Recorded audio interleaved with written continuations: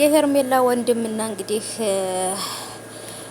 የአብረሽም ወይም ደግሞ የሩታ ጓደኞች የሆኑ ሰዎች እንግዲህ እየተጣሉና እየተበጣበጡ ነው ያሉት ማለት ነው።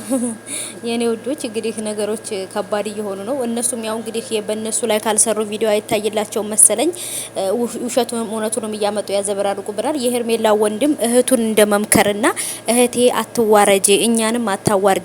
ስለዚህ ሄርሜላ እህቴ ከሰዎች ህይወት ውጪ፣ ከአብርሃምና ከሩታ ህይወት ውጪ፣ ትዳራቸውን ይመልሱበት፣ ልጃቸውን ያሳድጉበት፣ አንቺም ነገ የሚያጋጥምሽ ነገር አይታወቅም ብሎ እህቱን እንደመምከር ጭራሽ ሄርሜላን አስጠንቅቃት፣ ሄርሜላ እንደዛ ነገር ሳትግባ ብሎ ሊመክረው የመጣን ሰው ሁሉ ሊደባደብ ይሞክራልና ትንሽ ጉልቤ ነገር ነው የሄርሜላ ወንድም ማለት ነው። በስሜት ብቻ ነው የሚጓዘው፣ በጭንቅላቱ አያስብምና። ሰላም ሰላም፣ እንዴት ናችሁ ውዶቼ? እንዴት ዋላችሁ? ሰላም ናችሁ ወይ? እንኳን ፈጣሪ ለዚህ ሰዓት ላይ ያደረሳችሁ የኔ ውዶች አላችሁልኝ ወይ? ውሏችሁ እንዴት ነበረ? በሰላም እንደዋላችሁ ተስፋ አደርጋለሁኝ የኔ ውዶች። ቀናችንን ይባርክልን የኔ ውዶች። እና እንግዲህ ተመልሼ የመጣሁበትን ጉዳይ እንግዲህ በሄርሜላ ወንድም ጉዳይ ነው።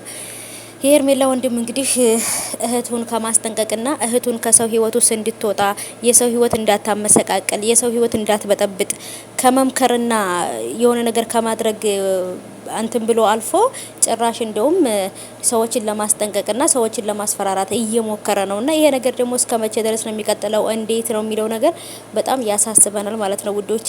አንዳንድ ጊዜ ማለት ነው እኛ የምናደርገው ነገር ወይንም በእኛ ላይ እንዲሆን የማንፈልገው ነገር በሰው ላይ እንዲሆን ማድረግ ወይንም በሰው ላይ ማድረግ አለብን ብዬ አላስብም። አሁንም ደግሞ እየተፈጠረ ያለው ነገር ይሄ ነው ማለት ነው ጋይሶች። ይሄ ምንድነው?